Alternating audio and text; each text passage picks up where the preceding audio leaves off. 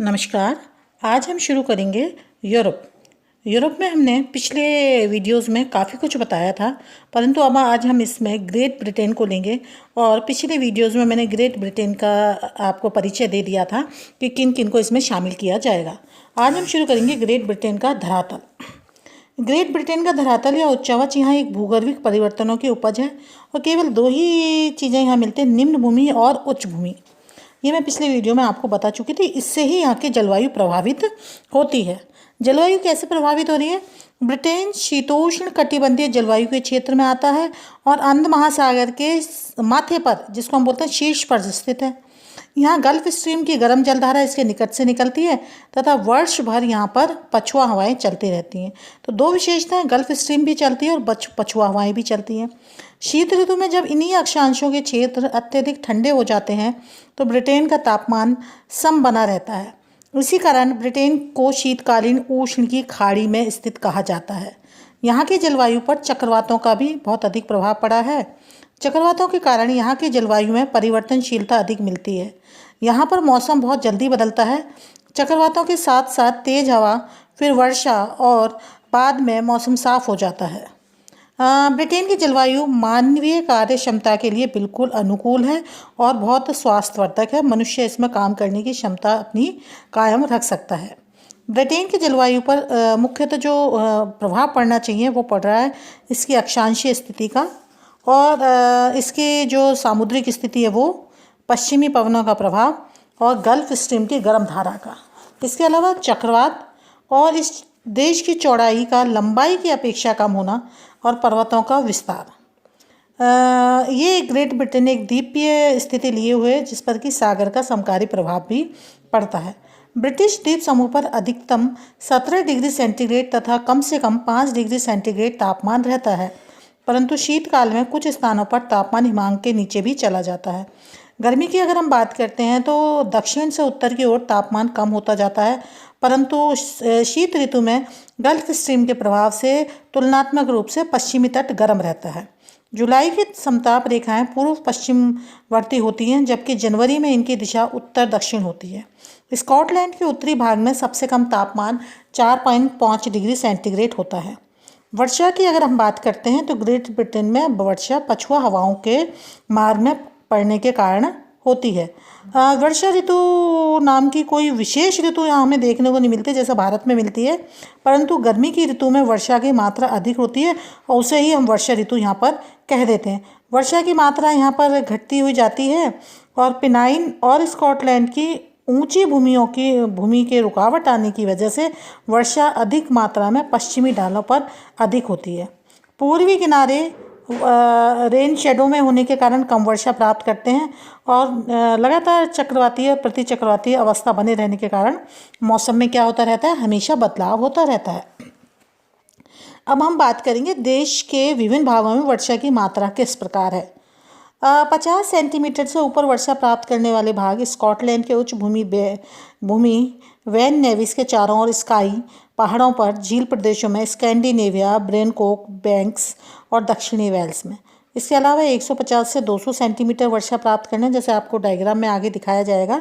इसमें 1000 से 150 सेंटीमीटर नीचे वर्षा प्राप्त करने वाले भाग हैं स्कॉटलैंड का सकरा पूर्वी तटवर्ती मैदान, वेल्स के पूर्व में इंग्लिश मैदान और मध्य समरसेट।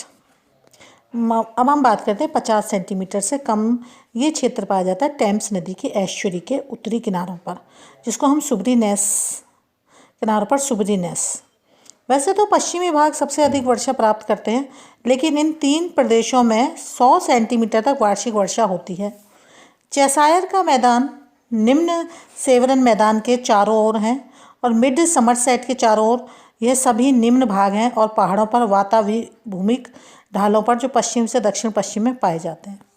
देखिए, मैं शुरू से ही आप लोगों को बता रही हूँ कि एक बहुत मैथमेटिकल कॉन्सेप्ट इसमें चलता है। एक चीज़ दूसरे को बहुत प्रभावित करती है।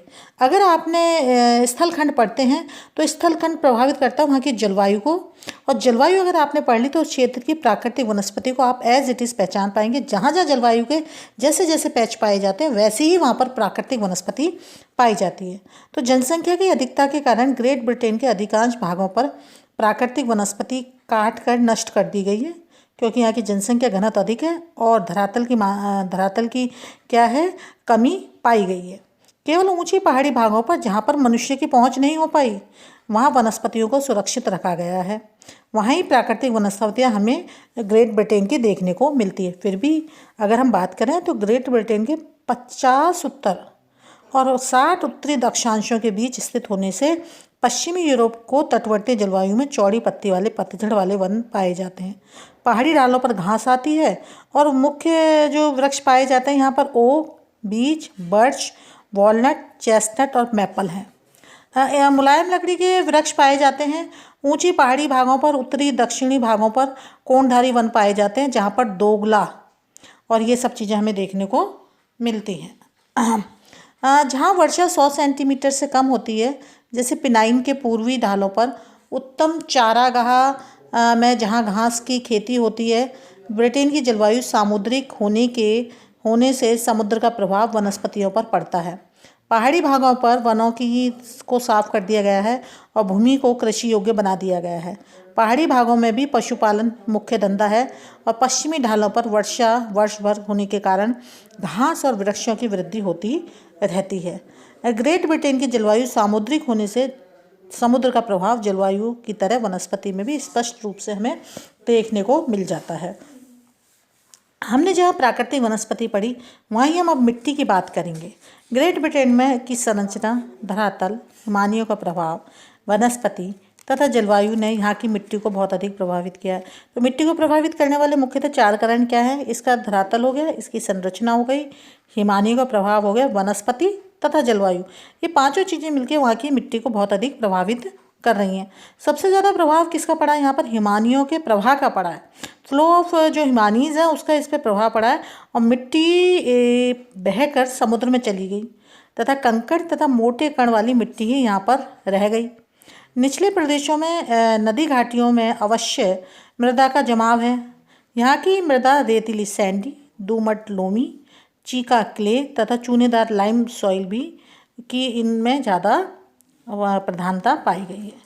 जीवांश वाली मिट्टी में अगर हम बात करें तो काली मिट्टी, जिसको कि हम रैगर या ब्लैक सॉइल भी कहते हैं। भारत में इस मिट्टी को हम कपासी मृदा के नाम से जाना जाता है।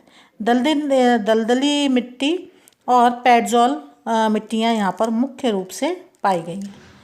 स्कॉटलैंड और उत्तरी आयरलैंड के अधिक वर्षा वाले क्षेत्रों में चिकनी मिट्टी की प्रधानता है, जबकि पूर्वी इंग्लैंड में चीका मिट्टी अधिक है। स्कॉटलैंड के साथ एडिनबर्ग के निकटवर्ती क्षेत्र में दोमट मिट्टी है और इंग्लैंड के दक्षिणी भाग में बारीक दोमट मिट्टी पाई जाती है। यहाँ हिमोड़ पर्वतीय ढालों के नीचे है जहाँ कंकरीली मिट्टी मिलती है। नदी घाटियों में उपजाऊ मिट्टी है और डाउन क्षेत्र में चौक मिट्टी है जिसमें चूने का अंश अधिक है। तो इन्हीं के आधार पर यहाँ के आर्थिक रूप की हम आज और बात कर लेते हैं, जिसमें मुख्य है कृषि। हमने जलवायु देख ली और मिट्टी देख ली। दोनों ही चीज़ें एक पैरामीटर है किसी भी कृषि क्षेत्र को बढ़ाने के लिए या कृषि को मापने के लिए। औद्योगिक क्रांति से पूर्व ग्रेट ब्रिटेन कृषि प्रधान था, किंतु इसके पश्चात औद्योगिक विकास पर अधिक बल दिया गया तथा खाद्यान्नों की पूर्ति आयात द्वारा की जाने लगी।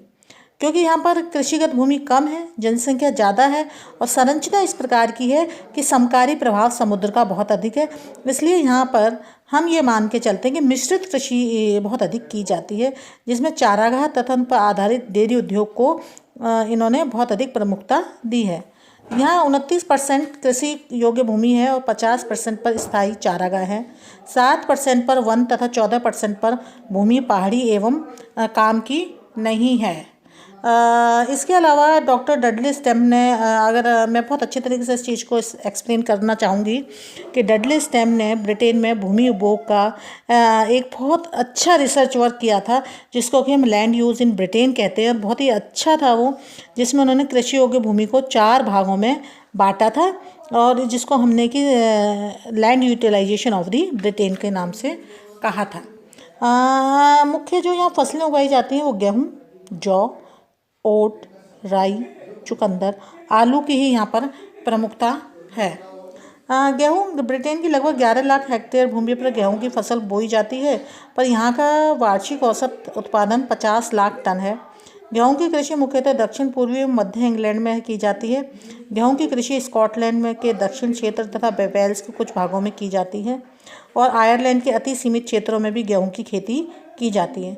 जौ जौ यहाँ लगभग उन्हीं क्षेत्रों में पाई जाता है जहाँ पर कि गेहूं का उत्पादन हो रहा है। ओट ओट कृषि ब्रिटेन में अपेक्षाकृत अधिक की जाती है। ओट वर्तमान में भी एक मुख्य खाद्य पदार्थ के